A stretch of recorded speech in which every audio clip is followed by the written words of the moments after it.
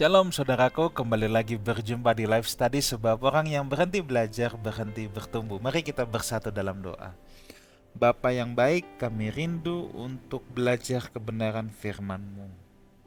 Datang dengan rasa lapar dan haus akan pribadi-Mu. Dalam nama Tuhan Yesus kami berdoa, amin.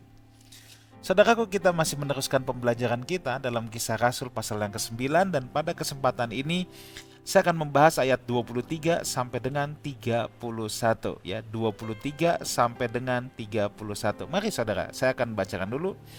Beberapa hari kemudian orang Yahudi merundingkan suatu rencana untuk membunuh Saulus. Tetapi maksud jahat itu diketahui oleh Saulus. Siang malam orang-orang Yahudi mengawal semua pintu gerbang kota supaya dapat membunuh dia. Kita sudah tahu kisahnya bahwa Paulus tiba-tiba menjadi seorang yang dengan sangat gigih ya masuk sinagog bukan untuk membuktikan bahwa orang-orang Kristen itu bersalah, tetapi justru untuk membuktikan bahwa Yesus itu anak Allah yang maha tinggi ya. Mereka jadi kebingungan, mereka balik mau menyerang Paulus, mereka benci sekali dengan Paulus ya. Nah, di sini kita lihat penulis kisah para rasul yaitu Dr. Lukas ya, memang tidak menceritakan tentang perjalanan Paulus ke tanah Arab. Nah, saudara harus tahu bahwa segera setelah Paulus bertobat, Paulus itu menghilang dulu, saudara ya. Paulus menghilang ke tanah Arab.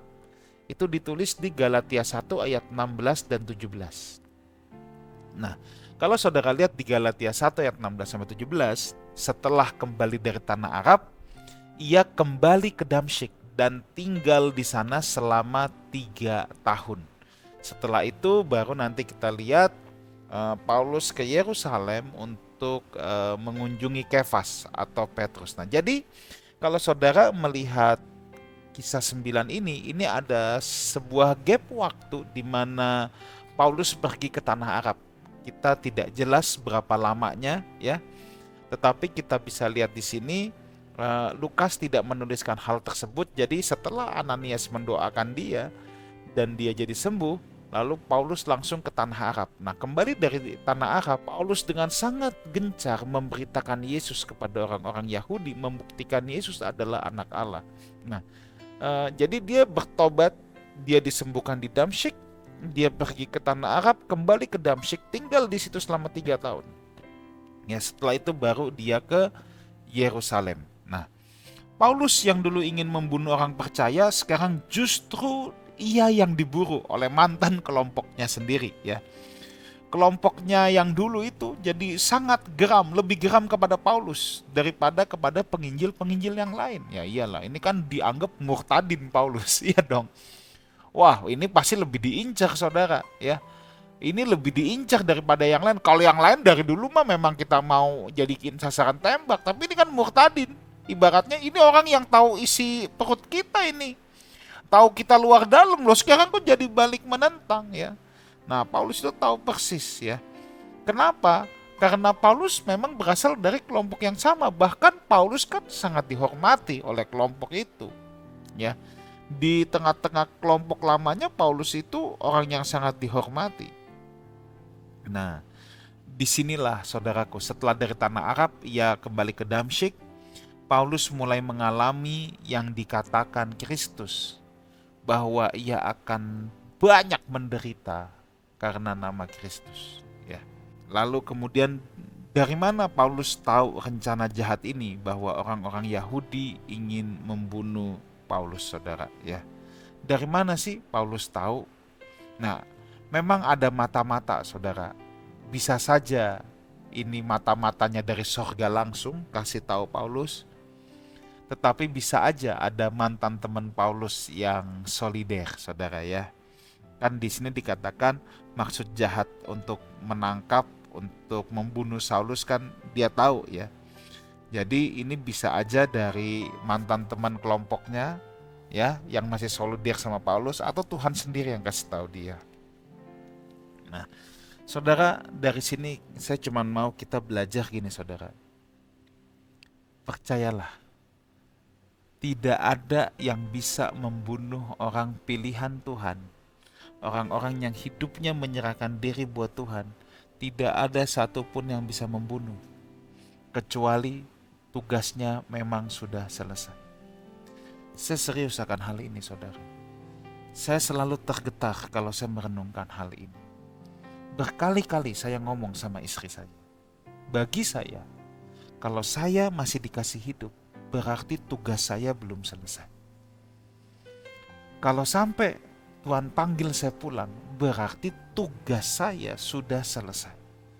Selama tugas saya belum selesai di muka bumi ini, kehendak Tuhan belum saya selesaikan apa yang harus saya selesaikan, saya tidak akan mati, saudara. Jadi itu sebabnya kita nggak perlu takut mati dalam hidup ini. Ya. Kalau kita lihat Stefanus dirajam batu hingga mati martir, ya memang tugas dia sudah selesai. Ya nggak masalah juga. Ya. Soal kapan dan bagaimana cara mati, ya kita semua pasti mati. Tapi kita harus tahu bahwa seperti Paulus, dia baru akan dipakai Tuhan. Tugas dia masih banyak banget. Orang Yahudi mau bunuh dia, nggak bisa, saudaraku, nggak bisa. Ya, sekalipun tadi kita lihat ya di ayat yang kita baca, pintu gerbang kota semua sudah dikawal, nggak bisa, orang waktunya belum. Tuhan masih mau dia lolos, Tuhan masih mau dia berkarya, Tuhan masih mau pakai hidupnya. Kehendak Tuhan belum terpenuhi dalam hidupnya. Jadi betapa kita harus tahu makna hidup ini. Kalau makna hidup kita ini ya saudaraku, cuma untuk hidup nyaman, banyak duit, mikir jalan-jalan kemana lagi. Kalau hanya secetek itu makna hidup kita, saudara, aduh sayang sekali, asli sayang sekali. Ya, jangan sampai kita menghabiskan tahun-tahun hidup kita untuk hal-hal yang tidak bermakna. Tapi sekali lagi, yang saya katakan tadi, yang tidak dapat dibunuh oleh manusia manapun, itu adalah orang-orang pilihan Tuhan. Orang-orang yang hidupnya dia serius berikan untuk Tuhan. Ini bukan soal saudara bicara jadi pendeta, bukan. Ada pendeta yang gak serahin hidupnya buat Tuhan kok. Dia malah cari keuntungan di ladang pelayanan. Dia melayani bukan beri hidup tapi cari hidup. Tapi ada yang non pendeta juga berikan hidupnya untuk Tuhan. Orang yang serius dipakai jadi alat untuk kemuliaan nama Tuhan, tidak ada yang bisa bunuh. Kecuali tugasnya sudah selesai, Tuhan bilang selesai. Nah, cara matinya gimana? Sama aja ya. Sama aja. Tapi kalau waktunya belum selesai, mau dihajar gimana pun, gak ada yang bisa bunuh. Kalau orang itu ada pelayan Tuhan. Ayat yang ke-25. Sungguh pun demikian, pada suatu malam murid-muridnya mengambilnya dan menurunkannya dari atas tembok kota dalam sebuah keranjang. Ya. Nah, jadi di sini saudaraku kita bisa melihat ya bahwa solidaritas saudara-saudara seiman sesama murid Kristus. Di sini kita bisa melihat ada solidaritas dari saudara-saudara seiman sesama murid Kristus. Mereka menurunkan Paulus dalam tembok kota dari sebuah keranjang. Dalam hal ini kita juga harus belajar bahwa dalam kita mengiring Tuhan, pencobaan memang pasti akan datang dalam hidup kita. Dalam kita mengiring Tuhan, pencobaan itu bisa datang. Namun, yang saudara harus tahu, Tuhan pasti berikan jalan keluar. Ya. Tuhan pasti berikan jalan keluar. Pasti ada jalan keluarnya. Nah, setibanya di Yerusalem, Saulus mencoba menggabungkan diri kepada murid-murid, tetapi semuanya takut kepadanya karena mereka tidak dapat percaya bahwa ia juga seorang murid. Saudaraku, setelah Paulus menghadapi hal-hal yang berat, ya, dia dianiaya, dia sampai harus dikaburkan dari kota Damsyik, mesti ditolongin pakai keranjang keluar kota, dia lari ke Yerusalem sekarang.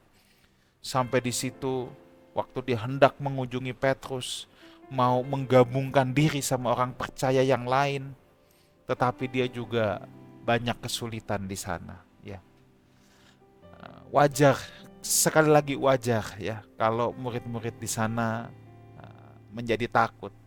Ananias juga pas pertama kali dikasih tahu Tuhan kan juga takut, saudaraku. Ya, kalau murid-murid di Yerusalem takut untuk menerima Paulus itu adalah hal yang wajar. Perubahan hidup Paulus begitu drastis, membuat orang seakan tidak percaya.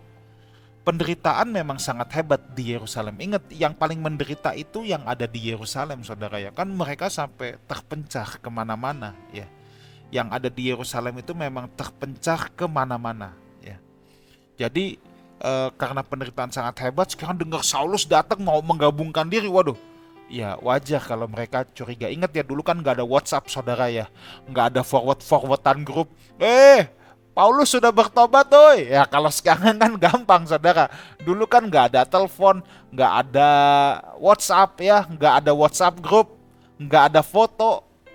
Mengirim berita itu sulit. Jadi ketika Paulus datang, ya semua ketakutan lagi, saudara. Orang nggak tahu kisahnya Paulus gimana, apa gimana kan nggak tahu. Murid-murid di Yerusalem.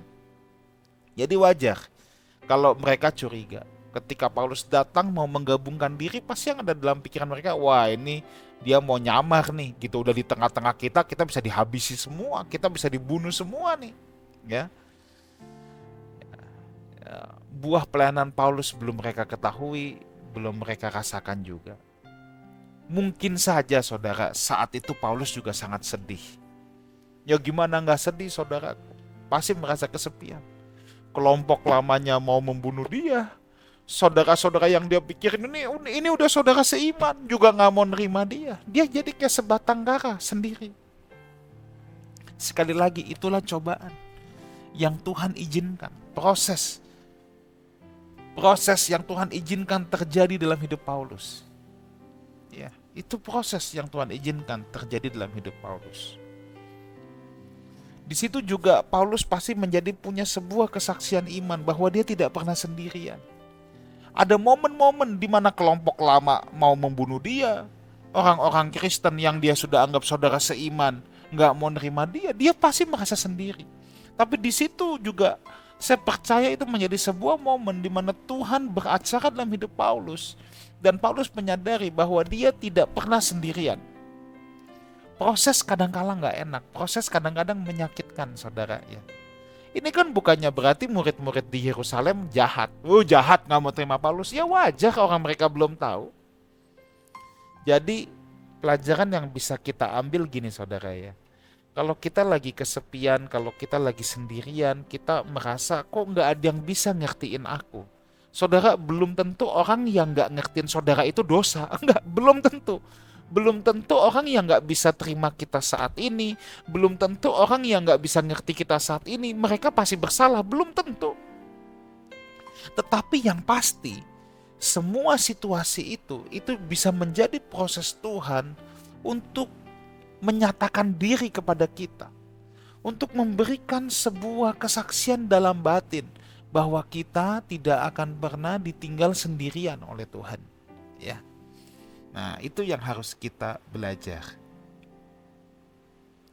Ayat 27, tetapi Barnabas menerima dia dan membawanya kepada rasul-rasul menceritakan kepada mereka bagaimana Saulus melihat Tuhan di tengah jalan dan bahwa Tuhan berbicara dengan dia dan bagaimana keberaniannya mengajar di Damsyik dalam nama Yesus. Siapa Barnabas? Apakah saudara masih ingat beberapa minggu yang lalu kita belajar ada seorang yang bernama Barnabas yang menjual ladang miliknya lalu dibagi-bagikan kepada jemaat mula-mula. Ya, itulah Barnabas yang kemudian kita kenal sebagai bapa rohani daripada Paulus. Siapa Barnabas? Dari arti namanya, secara etimologi namanya, Barnabas itu berarti anak penghiburan. Di saat Paulus paling susah, di saat Paulus merasa kesepian, merasa sendirian, Tuhan mengirimkan Barnabas untuk Paulus, untuk memberikan penghiburan untuk Paulus. Tuhan memberikan Barnabas untuk menjadi bapak rohani bagi Paulus, menjadi tudung otoritas bagi Paulus, otoritas rohani bagi Paulus. Barnabas ini orang yang terpandang di tengah-tengah jemaat mula-mula, ya. Bahkan nanti kita akan belajar terus dalam Kisah Para Rasul. Kita tahu kemudian Barnabas juga memiliki karunia kerasulan dan Barnabas juga dapat disebut sebagai rasul, ya. Barnabas ini seorang kaya yang menjual seluruh harta ladang miliknya, membagi-bagikannya kepada jemaat, dan dia memberikan hidupnya untuk menjadi pelayan Tuhan, menginjil, memberitakan Injil Kristus, berjalan keliling kemana-mana. Dia adalah paman dari Markus, ya, penulis kitab Markus itu, ya. Ini masih paman, saudara, dari Markus. Saudaraku, dengar baik ini. Dalam hidup rohani yang sehat, kita harus punya otoritas di atas, ya. Kita punya murid-murid, anak-anak rohani yang kita ikut bina. Kita harus punya teman-teman, ya, yang selifting dengan kita, ya. Itu harus lengkap aspek ini. Jangan jadi sombong dan berkata, aku nggak perlu mentor rohani, aku nggak perlu otoritas rohani, langsung otoritasku Tuhan. Jangan pernah sombong, ya. That's not the way, ya.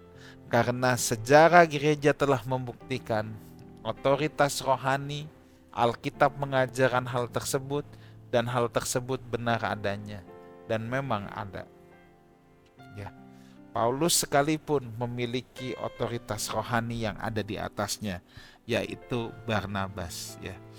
Barnabas orang yang sangat berpengaruh. Itu sebabnya Barnabas yang mengendorse Paulus, ya, meyakinkan murid-murid di situ bahwa Paulus tidak lagi berbahaya, bahwa Paulus sudah berubah, dan Paulus dipakai Tuhan juga untuk memberitakan Injil. Barnabas menceritakan bagaimana Kristus langsung menemui Paulus hingga Paulus bertobat. Tentu seorang Barnabas yang bicara, rasul-rasul yang lain, orang-orang percaya yang ada di kota Yerusalem pasti dapat percaya, ya. Karena Barnabas juga orang yang dapat dipercaya. Dia seorang yang matang sekali. Nanti kita belajar betapa luar biasanya Barnabas ini. Ayat 28, dan Saulus tetap bersama-sama dengan mereka di Yerusalem dan dengan keberanian mengajar nama Tuhan.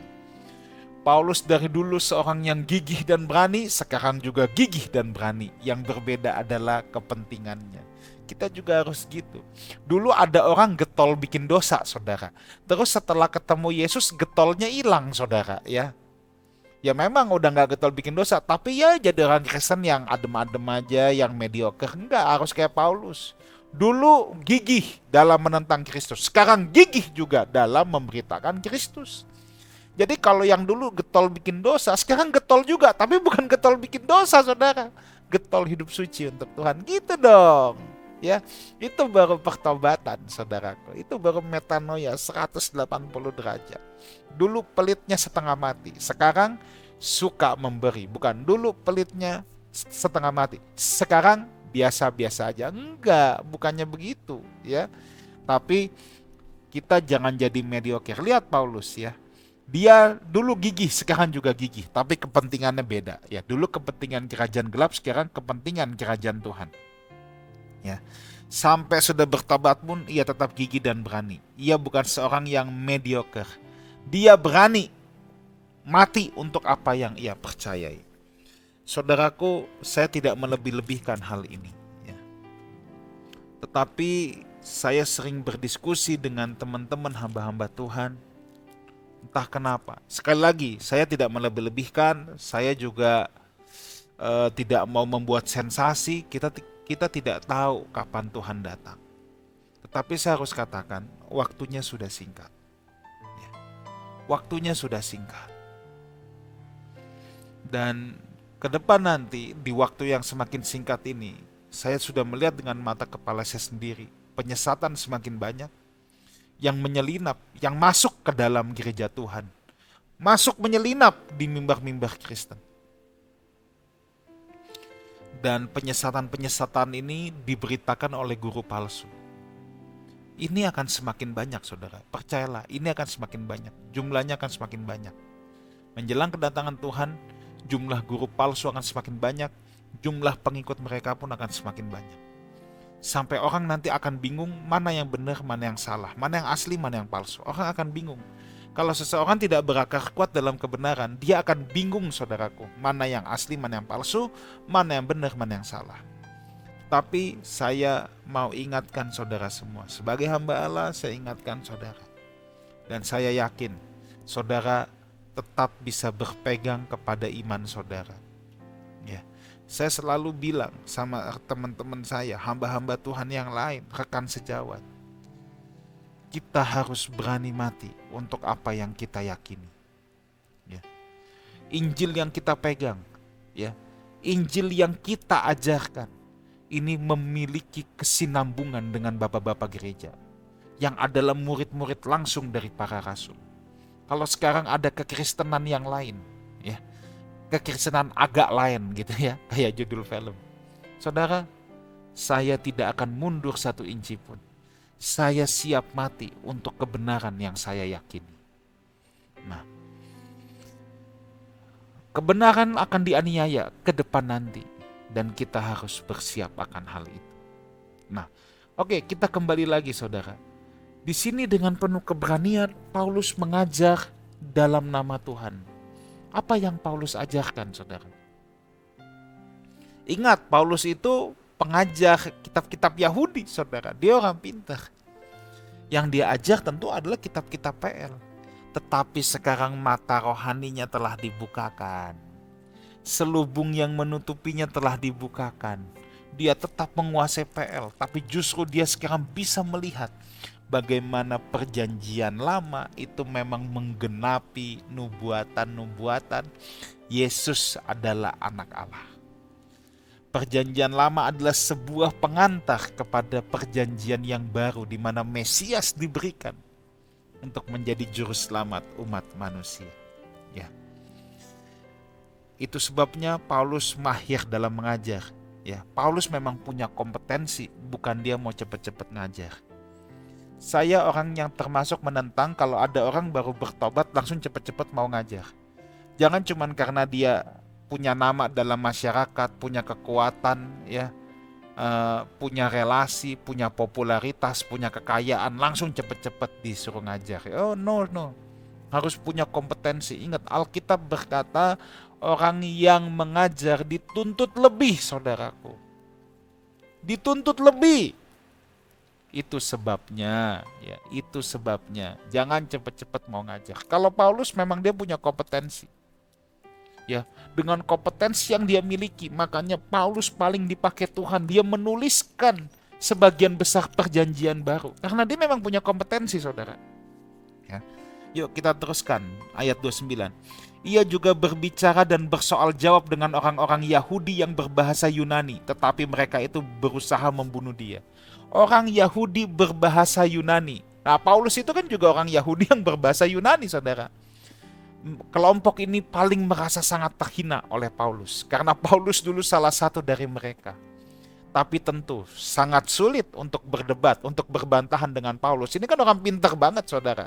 Ya, ia seorang yang sangat terpelajar. Ibaratnya Paulus itu tahu semua isi otak orang-orang Yahudi yang berbahasa Yunani. Orang dulu dia pengajarnya kok. Makanya ketika dia menjelaskan kebenaran yang sejati, sulit untuk dibantah. Yang ada mereka jadi emosi dan mau bunuh Paulus. Terakhir ayat 33:1. Akan tetapi setelah hal itu diketahui oleh saudara-saudara anggota jemaat, mereka membawa dia ke Kaisarea dan di situ membantu dia ke Tarsus. Pulang ke tempat asalnya, kan Paulus dari Tarsus ya. Selama beberapa waktu jemaat di seluruh Yudea, Galilea dan Samaria berada dalam keadaan damai. Jemaat itu dibangun dan hidup dalam takut akan Tuhan, jumlahnya makin bertambah besar oleh pertolongan dan penghiburan Roh Kudus. Tentu para murid di Yerusalem ingat bagaimana Stefanus dibunuh. Oleh karena itu Paulus dibawa ke Kaisarea untuk diamankan. Tetapi dari sisi Paulus saya yakin bukan karena Paulus takut mati, tetapi dalam kesaksiannya nanti di Kisah Rasul 22 ayat 17-18 bahwa dia pindah pun keluar dari Yerusalem karena Kristus yang memerintahkan dia untuk pergi meninggalkan Yerusalem. Ya, kenapa? Memang Paulus sejak semula panggilannya dia diutus kepada bangsa-bangsa lain. Ya, selama beberapa saat jemaat di Yerusalem atau jemaat di luar Yerusalem, maksud saya yang apa tadi, ada di Yudea, Galilea sampai dengan Samaria, bisa hidup dengan damai dan tentram. Tapi hal yang paling penting di sini adalah mereka dibangun di atas dasar hidup takut akan Tuhan. Jemaat mula-mula tidak ada yang dibangun di atas dasar mau diberkati, mau hidup nyaman, dilancarkan rezeki, enggak. Tetapi mereka adalah jemaat-jemaat yang dibangun di atas dasar kebenaran yang murni dan hidup takut akan Tuhan. Mereka juga ada dalam penghiburan Roh Kudus. Betapa pentingnya penghiburan Roh Kudus sebagai sumber kekuatan dan pengharapan kita. Itulah damai sejahtera dan sukacita yang dunia tidak dapat berikan. Sekalipun mereka dalam kesulitan, mereka bisa tetap ada dalam damai sejahtera dan sukacita ilahi. Kiranya kita semua hidup dalam penghiburan Roh Kudus. Amin. Kita berdoa. Matraikan kebenaran firman-Mu dalam lubuk hati anak-anak-Mu. Dalam nama Tuhan Yesus kami berdoa. Amin. Saudaraku, sampai jumpa di live study minggu depan. Sebab orang yang berhenti belajar, berhenti bertumbuh. God bless you all.